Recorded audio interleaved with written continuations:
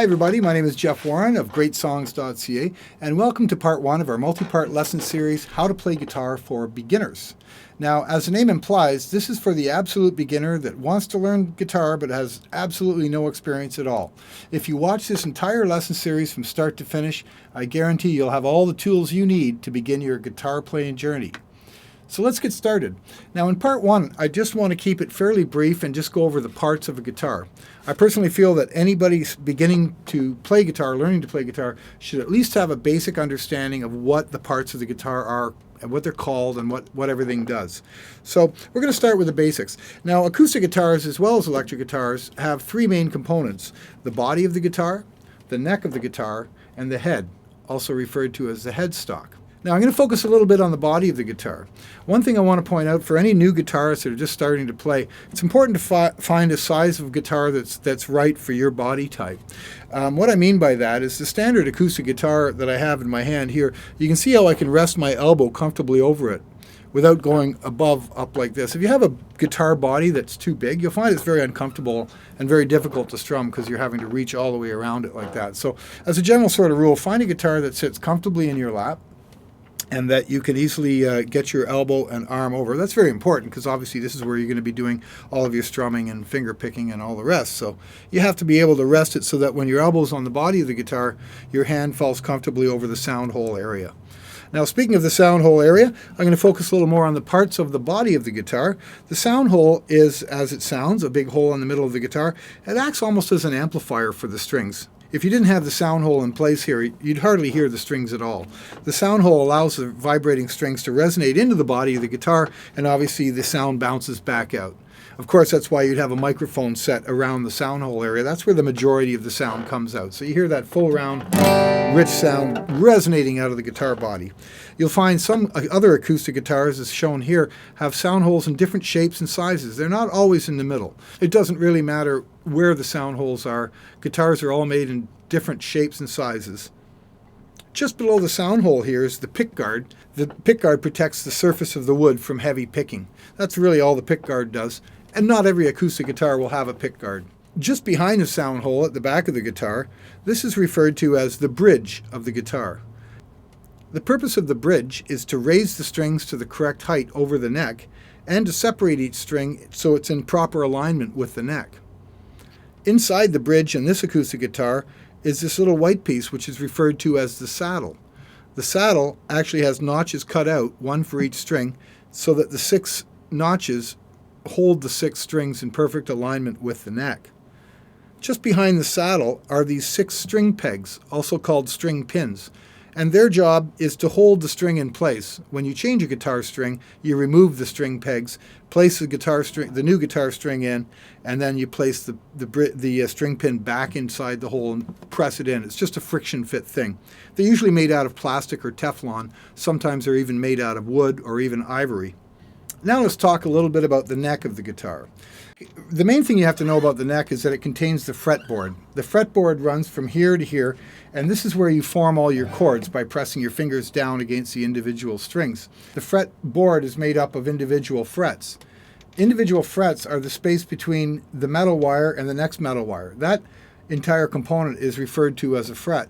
Now on most acoustic guitars there's about 20 frets, but it doesn't really matter if your guitar that you own now happens to have 22 frets or 21.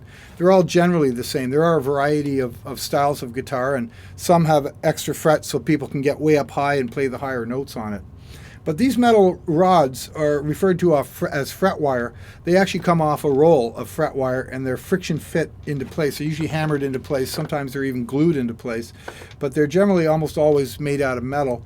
And they're set to a very specific height, which makes it that when you press down against the string in between those frets, it pinches against that wire, and it's at that wire point that the actual note resonates from. It doesn't really matter where between those two metal frets that you press your finger, the sound is going to start resonating from that point where it's pressed against the metal here. You'll notice on almost every acoustic guitar there's dots placed in the middle of the neck at the 3rd, 5th, 7th, 9th, and 12th frets, and then they continue up on the 15th and 17th, and so on.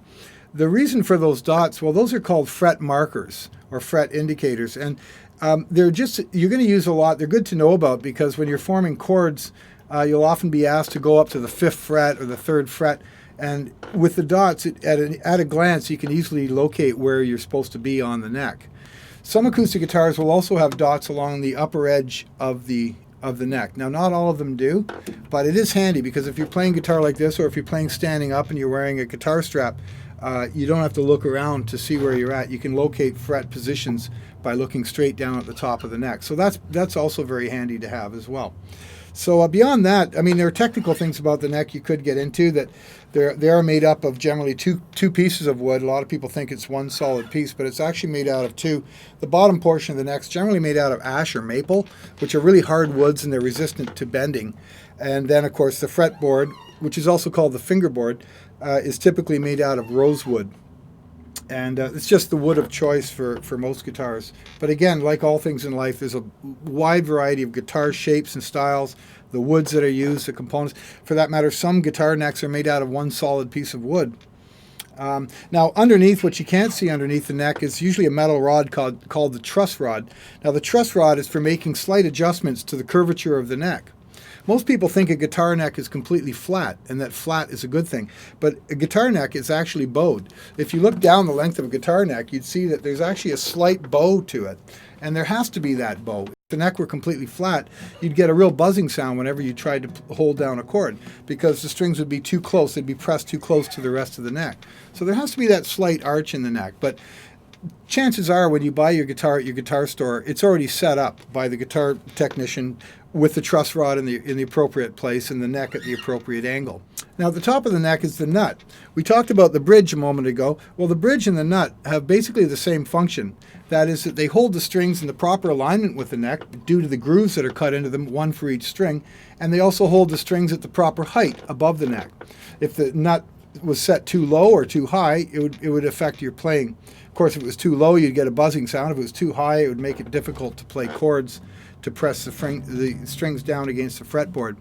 Now, one quick thing about the fretboard, too, I should point out, is that the distance in space between the strings and the fretboard is referred to as the action. So they'll say it's got a really low action or a high action. That refers to how high the strings are above the neck.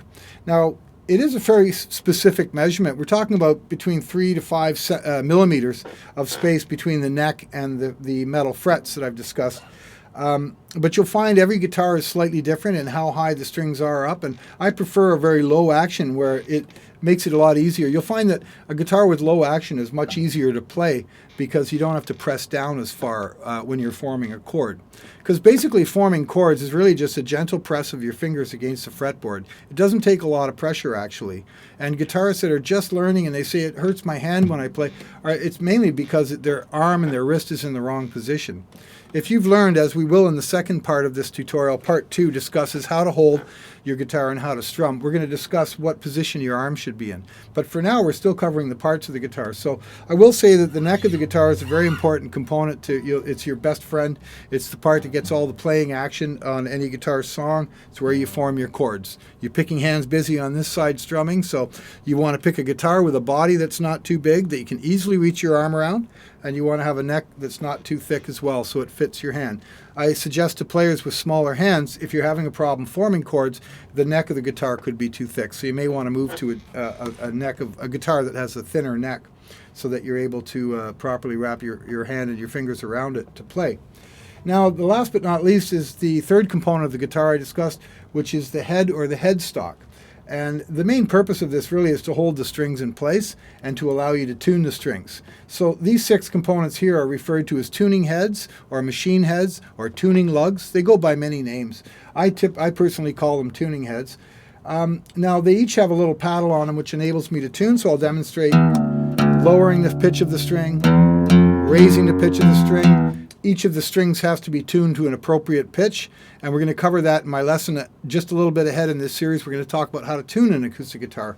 As far as the head of the guitar goes, it's just really important to know that this is where the strings get tied off when you're replacing strings, and this is where the strings are tuned. Further on in the series, I'll discuss the machine heads or tuning heads, because it is important to know how they work when you're tuning the guitar, obviously, and when you're changing strings. I've got another part of this tutorial that's about just devoted to how to change guitar strings and properly set them up.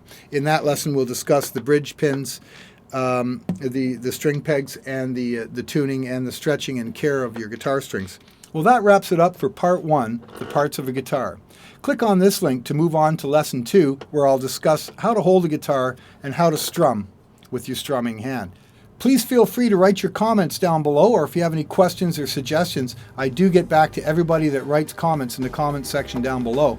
And also click on my name, Jeff Warren, down below this video where my picture is, and that'll take you directly to my YouTube channel where you can be sure to access all of the lessons in this series. Also, I encourage you to go to my website at greatsongs.ca and take advantage of an incredible offer on my music lesson books, including Learn to Play Guitar, Music Theory, and All About Guitar Chords, which you can find on my website at greatsongs.ca. Also, please take a moment to click on the like and subscribe button if you enjoyed this video.